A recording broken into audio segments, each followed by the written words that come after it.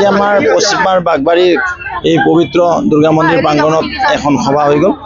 আজি আমি তিনিখনকৈ পঞ্চত লৈছোঁ। আমাৰ পদুমগুৰি পঞ্চত, তাৰপিছত চেপ্তিনকুল পঞ্চত আৰু অন্যখন হ'ল আমাৰ মৰাণজানা পঞ্চত।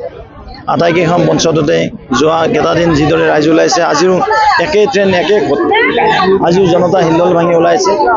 বিৰোধী বাট নোপোৱা অৱস্থা, আই মাতৃসকল ওলাইছে, বন্ধু বান্ধৱী জ্যেষ্ঠসকল, যুৱক যুৱতীসকলো ওলাইছে। আৰু আমাৰ ওৱান চাইডেড গেম এইবাৰ। বিৰোধী নিমামা পৰিৱেশ, বিৰোধী হ'লেও ডাঙৰ জনসভাখনো ইমান মানুহ নহ'ব। মোৰ পঞ্চায়তৰ সৰু এখন সভাত যিমান মানুহ হৈছে, ইয়ে কি কয় আৰু নাচিব নাজানে চোতালখন বেকা বুলি ক'লে কিয় হ'ব? তেওঁলোকৰ জনপ্ৰিয়তাটো কি আছে? কংগ্ৰেছেতো আটাইতকৈ ভ্ৰষ্টাচাৰী বুলি কৈছে। যোৱাকালি মই ধুমিপালাত মিটিং কৰিছোঁ, আপোনাক নিজে দেখা পাইছে। আৰু গধূলি কংগ্ৰেছ গৈছিল, কোনো ওলাই নাহিল ঘৰৰ পৰা। যি ৰাস্তাৰে গ'ল সেই ৰাস্তাৰে বেক কৰি আহিব লগা হৈছে।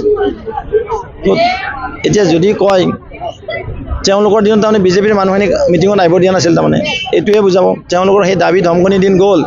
কংগ্ৰেছৰ দাবী ধমকনি অসমৰ জনগণে, ভাৰতবৰ্ষৰ জনগণে নামানে। হয়তো তেওঁলোকে বাংলাদেশক ধমকনি দিব পাৰে, অসমীয়া খিলঞ্জীয়া মানুহক কংগ্ৰেছে ধমকনি দিব নোৱাৰে। মোক কি কৰিব বোলে তেওঁ? কোন বোলে কংগ্ৰেছ? Who is Congress? আমাৰ জনতা আছে, লাখ লাখ জনতাৰ আশীৰ্বাদ আছে।